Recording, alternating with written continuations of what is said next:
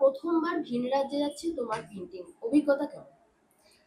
খুব ভালো লাগছে এটা ভেবে যে আমাদের রানাঘাট ছেড়ে মানে আমার নিজের শহর ছেড়ে আমার নিজের রাজ্যের বাইরে পেন্টিং যাচ্ছে। এর আগেও আমার দেশের বাইরে ছবি গেছে। তো সব মিলিয়ে লোকাল মানুষের সাথে সাথে বাইরের মানুষদেরও যে আমার কাজ ভালো লাগে বা এরকম অর্ডার আসছে, এটা ভেবে খুব ভালো লাগছে। এই অর্ডারটা পেলে কিভাবে? এটা আমার এক শিল্পী দাদা, সে বাঘাযতীনে থাকে। তো তার থ্রু দিয়ে আমি এই কাজটা এসছে এবং এটা গুজরাটের উদ্দেশ্যে পাড়ি হবে। কবে যাবে? এটা আগামী পরশুদিনকে চলে যাবে। পেইন্টিংটা কি হিসেবে করা, মানে কি দিয়ে করা হয়েছে? এটা ক্যানভাসের উপরে অ্যাক্রিলিক, মানে যিনি করতে দিয়েছেন তিনি চাইছেন যে তার একটা বাগান বাড়ি থাক তার পেন্টিং হিসাবে। তো অ্যাক্রিলিক কালার দিয়ে ক্যানভাসের উপরে করা হয়েছে। কতদিন সময়? রানাঘাটের সুসন্তান শিল্পকলায় স্বর্ণপদক প্রাপ্ত চিত্রশিল্পী সঞ্জু কুণ্ডুর হাতে আঁকা এই ছবিটি এবার ভিন রাজ্যে পাড়ি দিচ্ছে। ইতিমধ্যেই দেশের বাইরে নেদারল্যান্ডস এ তার কাজ পৌঁছে গেছে একাধিকবার। এবার এই বৃহৎ ছবিটির অর্ডার আসে গুজরাট থেকে। সেই মতোই দীর্ঘ 1.5 মাস ধরে অ্যাক্রিলিক কালার দিয়ে ক্যানভাসে ফুটিয়ে তোলেন ছবিটি। সম্পন্ন হবার পর সামনে থেকে দেখে বোঝার উপায় নেই এটা হাতে আঁকা না ফটোগ্রাফ। অসাধারণ নিপুণতায় ফুটিয়ে তুলেছেন সঞ্জুবাবু তাঁর ক্যানভাস। এইভাবেই তাঁর কাজের মাধ্যমে রানাঘাটের নাম দেশে বিদেশে ছড়িয়ে দিচ্ছেন তিনি। সঞ্জুবাবু জানান, ছোট থেকেই শিল্পকলা তাঁর নেশা। নেশাটাই পেশায় পরিণত হওয়ায় খুব আনন্দ পান তিনি এই কাজ করতে। রানাঘাটের ছোট্ট পাড়ার গণ্ডি পেরিয়ে জেলা, নিজের রাজ্য পেরিয়ে একাধিক রাজ্য এবং দেশের বাইরেও তার কাজ ছড়িয়ে পড়েছে। নিজের এলাকার মানুষের সমাদরের সাথে সাথেই ভিন রাজ্য এবং দেশের বাইরের মানুষরাও তার কাজ পছন্দ করছেন, কথা ভেবে ভালো লাগে। ছোটবেলায় কখনো ভাবেননি এভাবে তার কাজ বিদেশের মানুষের কাছেও সমাদৃত হবে, তাই স্বাভাবিকভাবেই উৎসাহিত তিনি। তার কথায় আগামী প্রজন্মকেও এগিয়ে আসতে হবে সঠিক শিল্পচর্চার জন্য। ছবি আঁকাটা যে শুধু নেশা নয়, এটা একটা পেশাও হতে পারে, তার উজ্জ্বল উদাহরণ দেখাচ্ছেন তিনি।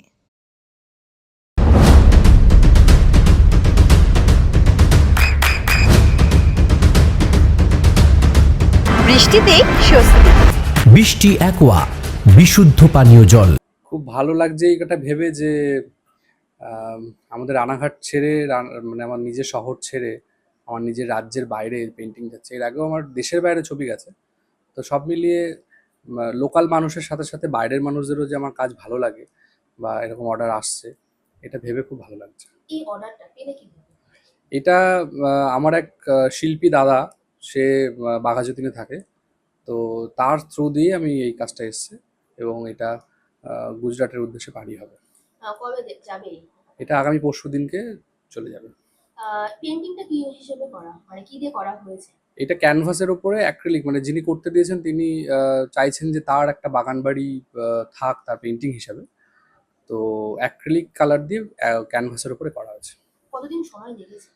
এটা আনুমানিক 1.5 মাস সময় লেগেছে, কারণ অনেকটা বড় পেন্টিং এবং আমি বিভিন্ন দেওয়ালে এর থেকে অনেক বড় সাইজের ছবি করেছি, কিন্তু ক্যানভাসে এই প্রথম আমার লাইফে এই প্রথম আমি এত বড় ক্যানভাস করলাম। তো 1.5 মাস সময় লেগেছে। ছোট থেকে আঁকা ভালোবাসা, তারপরে ধীরে ধীরে এই যে উত্থান, কখনো দেখা গেছে নদিয়া ছেড়ে হচ্ছে দেশে গেছে, আজকে ভিন রাজ্যে যাচ্ছে। এই যে উত্থানে পরিবারের সাপোর্ট বা পরিবার কি বলছে?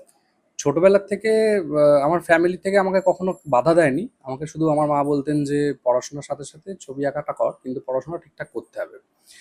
তো আমি নিজে আর্ট কলেজ বা ছবি আঁকা সম্পর্কে পড়াশোনা করা যায় এই ব্যাপারে আমার কোনো ধারণা ছিল না। ক্লাস 7-8 এর পর আমি এটা জানতে পারি যে এরকম ছবি আঁকা নিয়ে পড়াশোনা করা যায়। তো তার পরবর্তীকালে আমার এটা ধ্যান জ্ঞান হয়ে যায় যে আমি পড়াশোনা করব ছবি আঁকা নিয়ে। তো এইচএস এর পর 2 বছর ট্রাই করার পর আমি আর্ট কলেজে রবীন্দ্র ভারতীতে পাই। তো আস্তে আস্তে আস্তে এইভাবেই আমার প্যাশনটা প্রফেশনে তৈরি হয়েছে। তো এটা ভালো লাগার বিষয় একটা। সামনেই দুর্গাপুজো, তো প্রতি বছরই তো দুর্গাপুজোতে খুব চরম ব্যস্ততা থাকে। এবছর ব্যস্ততার মাঝে এই কাজটা কিভাবে করা হলো? এবছর ব্যস্ততা শুধু, এখনো তো দুর্গাপুজোর কাজ সেভাবে শুরু হয়নি, কিন্তু এর মাঝেও অনেকগুলো অর্ডারের কাজ ছিল। তো সব মিলিয়ে আর কি মানে একসাথে সব কাজ এগোচ্ছে আর কি, তার সাথে টিউশন তো আছেই, সব মিলিয়ে চলছে। তাহলে কি দিনরাত এক করে না হওয়া বলে কি করা হয়েছে বলা যেতে পারে? না, এখনো পর্যন্ত সেই ইয়েটা আসেনি, টাইম ম্যানেজমেন্ট করে আর কি। যেহেতু আমার সকালগুলো সব ফাঁকা থাকে, সকালে কোনো টিউশন করি না আমি। তো সকালগুলো সময় দিয়ে দিয়ে কাজটা করা, এর সঙ্গে আরও পেন্টিং একসাথে চলেছে আর কি। তো হয়েছে এভাবে। ছেলের আঁকা প্রথম বাইরে যাচ্ছে, কেমন লাগছে মা হিসেবে আপনি? ছেলের একা প্রথম নয়, এর আগেও বাইরে গেছে।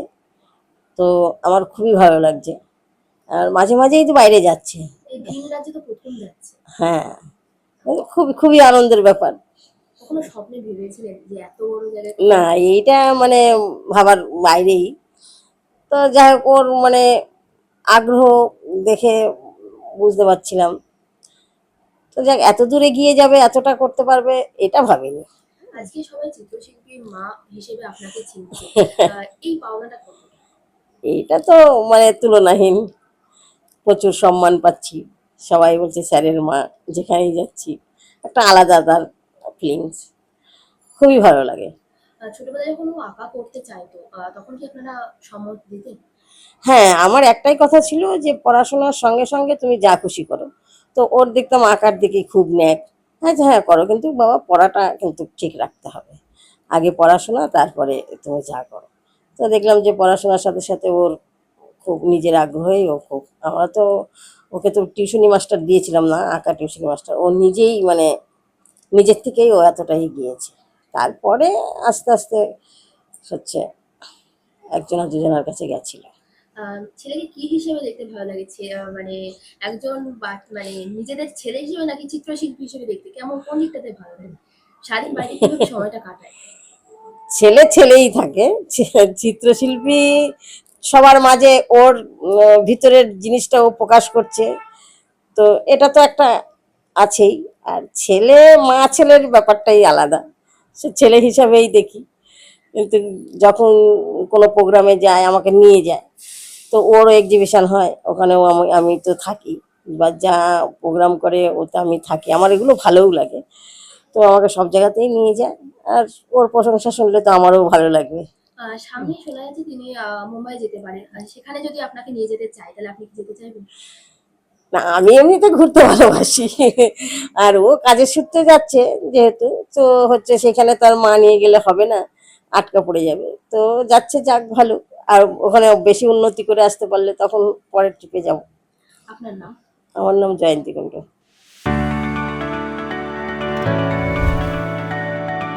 চোখের যত্নে এখন আরও আধুনিক এক ঠিকানা, স্বদেশ আই হসপিটাল, চাকদহ। চোখের বিস্তারিত পরীক্ষার জন্য রয়েছে উন্নত জাইস ডায়াগনস্টিক প্রযুক্তি। নির্ভুল পরীক্ষার জন্য রয়েছে আধুনিক ব্যবস্থা, পরীক্ষা থেকে চিকিৎসা ও উন্নত পরিকাঠামো। আপনার দৃষ্টির যত্নে স্বদেশ আই হসপিটাল। আমাদের ঠিকানা Sukhsagar road, Chakdaha, Nadia.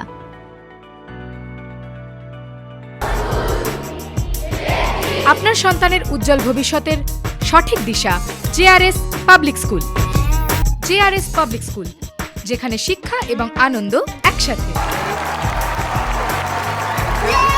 JRS public school has an excellent team of teachers for the holistic development of your child. আপনার সন্তানের উজ্জ্বল ভবিষ্যতের একমাত্র ঠিকানা জেআরএস পাবলিক স্কুল। আপনি কোথায় ইনভেস্ট করবেন, কেন করবেন, বুঝতে পারছেন না তো? সঠিক গাইডলাইন পেতে আজই আসুন নদিয়ার চাকদাতে নিবেদিতা প্রাইভেট লিমিটেডে। Nivedita private limited, marketing and distribution service. Balcony বা সিঁড়ির রেলিং, মডিউলার কিচেন বা ড্রয়িং রুম, এক কথায় আপনার স্বপ্নের বাড়িকে করে তুলুন আরো সুন্দর।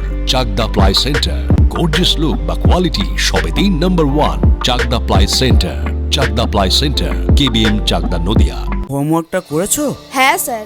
এ বাবা, ভুল করেছো কেন? চোখে কেমন ঝাপসা দেখছি, লিখতে আর পড়তে খুব সমস্যা হচ্ছে। চাকদার মডার্ন অপটিক্স থেকে ভালো চোখের ডাক্তার দেখিয়ে নাও। প্রতিদিন প্রকৃত চোখের ডাক্তার ও দৃষ্টি বিশেষজ্ঞ মডার্ন অপটিক্স, চাকদহে। চাকদা অ্যালুমিনিয়াম সেন্টার, প্লাই, কাঁচ, laminates, kitchen fittings, door lock, window ও অ্যালুমিনিয়ামের খুচরো ও পাইকারি বিক্রেতা। চাকদা অ্যালুমিনিয়াম সেন্টার, পূর্ব লালপুর 50 নম্বর রেলগেটের পাশে, চাকদা, নদিয়া। নদিয়া জেলার সবথেকে বড় বিল্ডার্স চাকদার মা মনসা বিল্ডার্স, রড ও সিমেন্টের পাইকারি ও খুচরো বিক্রেতা। মা মনসা বিল্ডার্স, পদ্মবিলা, চাকদা, নদিয়া। রুম রে মাত্র 1500 টাকা থেকে স্টার, খাওয়া দাওয়া রিজনেবল প্রাইস। নদিয়ার একমাত্র 3 স্টার ক্যাটাগরি হোটেল এনবি সোনার বাংলা হোটেল, কল্যাণী এইমসের ঠিক উল্টো দিকে, কল্যাণী, নদিয়া। নদিয়ার একমাত্র অথরাইজড ডিস্ট্রিবিউটর ঘোষ কমিউনিকেশন, থানার মোড়, চাকদা।